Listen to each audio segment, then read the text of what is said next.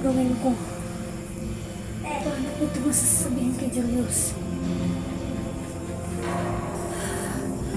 Bahala na.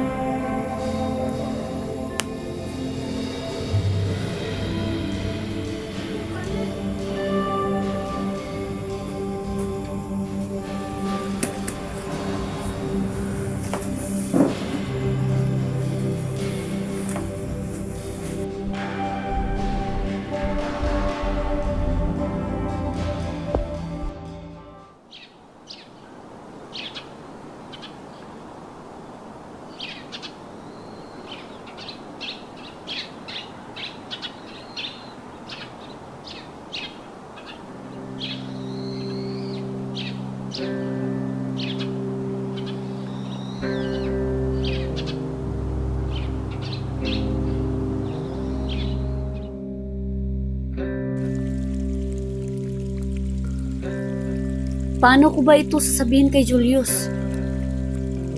Bahala na.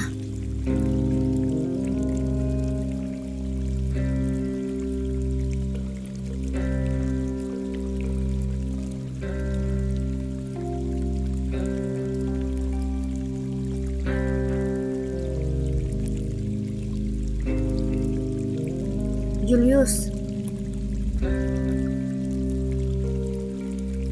Kanina ka pa ba? Medyo. Ano bang pag-uusapan natin? Julius, sorry. Sorry? Para saan, Silya? Sorry. Dahil hindi na tayo babalik ng kuweba sa baryo ng San Joaquin. Ano? Bakit, Silya? Bakit hindi tayo babalik ng kuweba? Sa anong dahilan?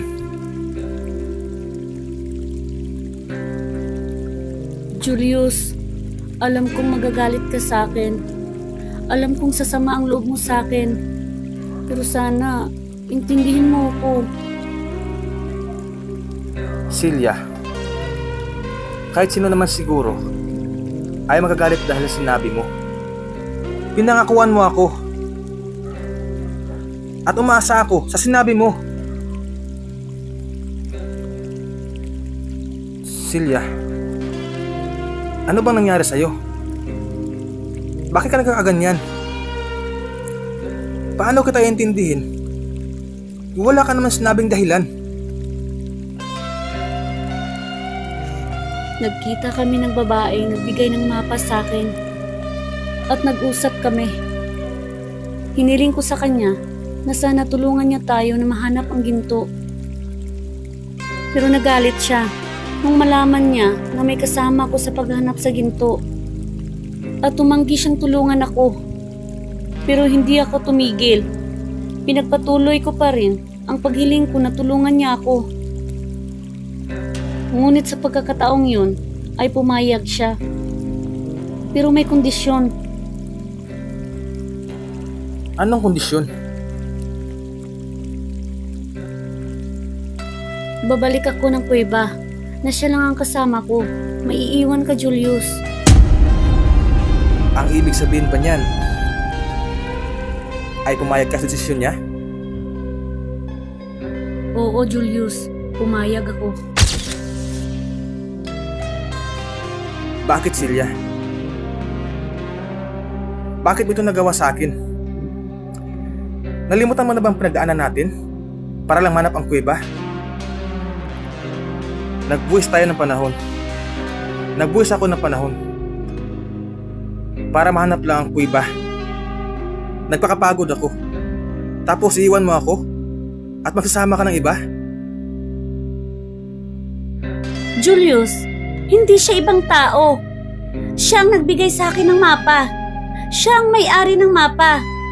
At may karapatan siya sa ginto. Ngayon, may karapatan na siya sa ginto. Pero noong naghihirap tayo sa paghanap sa kuweba, nasan siya? Sumama ba siya sa atin? Di ba hindi? Ako ang kasama mo, Silya. Julius, Okay lang, Silya. Ganyan naman talaga siguro. Kapag hindi ka tinuring, tunay na kaibigan, iiwan ka sa ere. Julius, huwag kang ganyan. Hindi kita iniwan sa ere at itinuring kitang tunay na kaibigan. Kung tinuring mo akong tunay na kaibigan, bakit mas pinili mong isamang babaeng iyon? Dahil alam niya kung saan nakatago ang ginto. Ganyan lang kasimple, Julius. Julius, intindihin mo ng mabuti. Isipin mo ng mabuti. Kapag tayo ang magsama, hindi natin makikita ang ginto. Pero kapag siya ang sinama ko, makukuha ko ang ginto. Huwag kang mag-alala. Hati tayo sa makukuha kong ginto. 50-50. Hindi kita gugulangan. Pangako. Huwag ka nang magalit.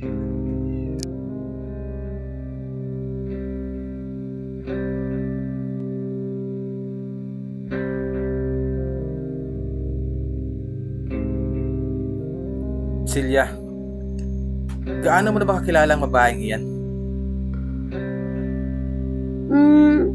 Hindi ko pa siya ganong kilala. Pero parang mabait naman siya at maasahan.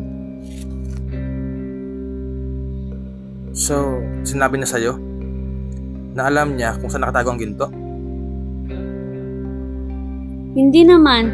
Pero sabi niya tulungan niya ako na mahanap ang ginto.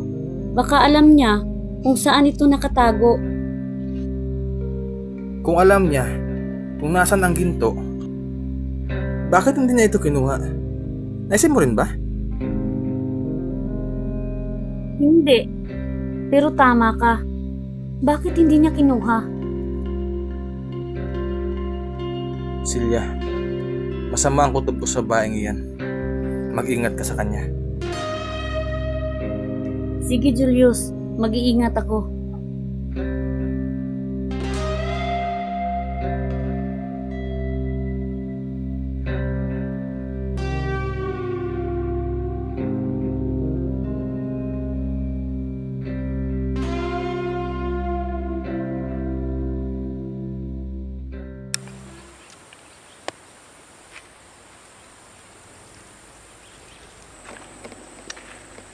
Ate, Buti at dumating ka. Ano, handa ka na ba? opo, handa na po ako. Ate, sandali lang po. Bakit? Kasi matatapang po ang mga tao sa baryo. At ayaw na ayaw nila na may dayuhang pumasok sa baryo nila. At mayroong nagbabantay sa pasukan ng baryo. Ganun ba? Opo, Kung matapang sila, maging mas matapang tayo. Kaya tara na. sigurado ka po ba ate? Na dyan tayo dadaan? Baka harangin nila tayo. Sige. Meron ka bang ibang alam na daan? Meron po. Sige, ituro mo sa akin ang daan. Sige po. Dito po. Sige, mauna ka. Opo. Dito pala sila dumaan. Nung una silang nakalabas ng baryo. Ate, halika na po. Sige.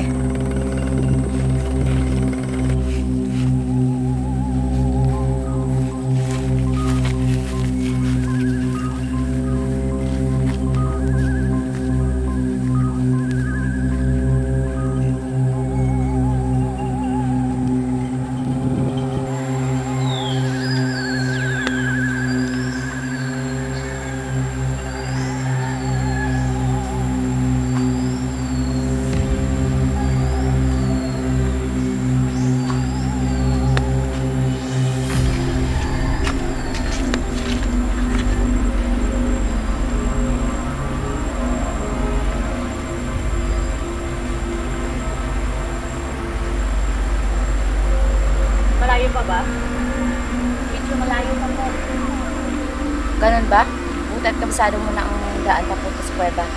Oo nga po. Pwede bang magpahinga muna tayo? Sige po, wala pong problema.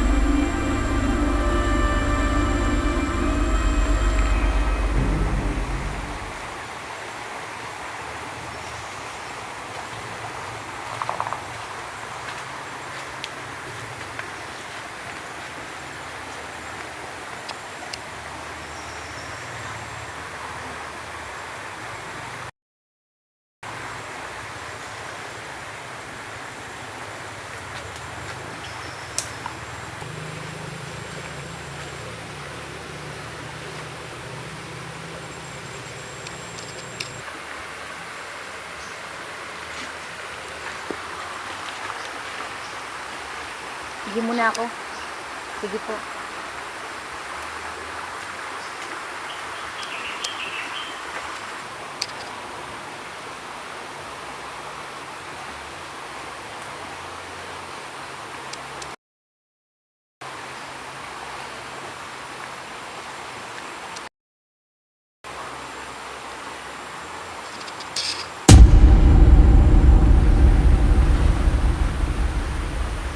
Tagalabas.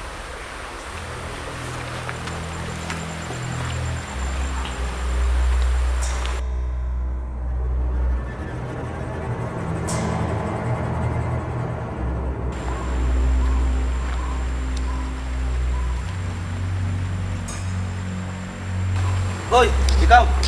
Anong ginagawa mo dito? Naku, lagot. Nahuli ako.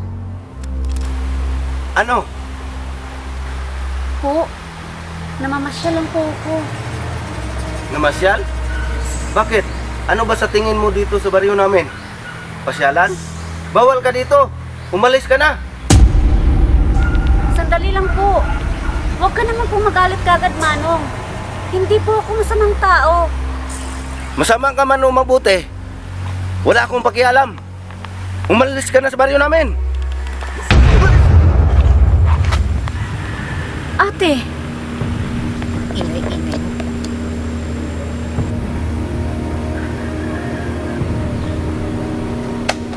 Tayo na. paano siya? Pabayaan mo na yan. Umalis na tayo.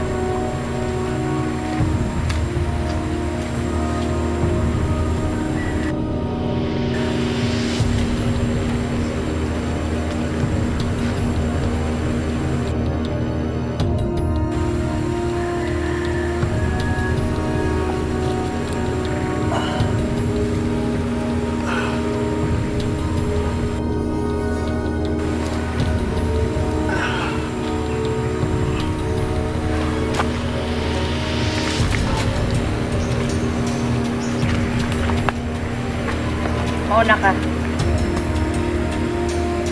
Sige po. Hoy! Tumigil kayo!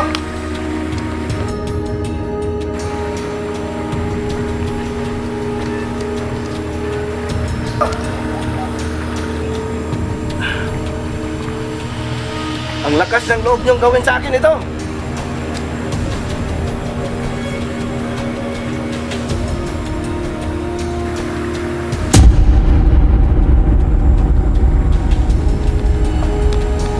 Kapitana?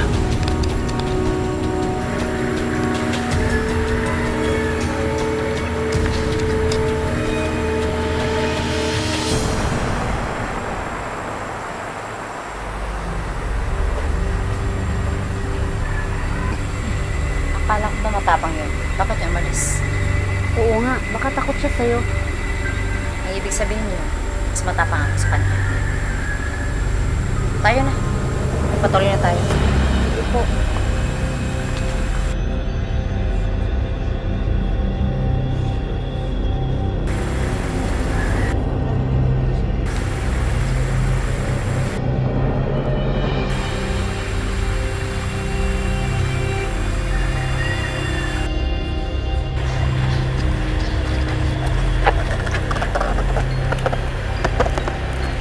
Hindi ako maaaring magkamali.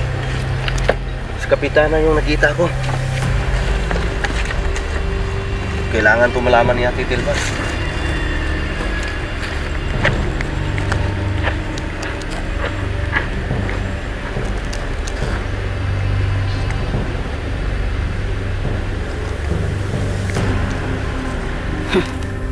babaeng ito.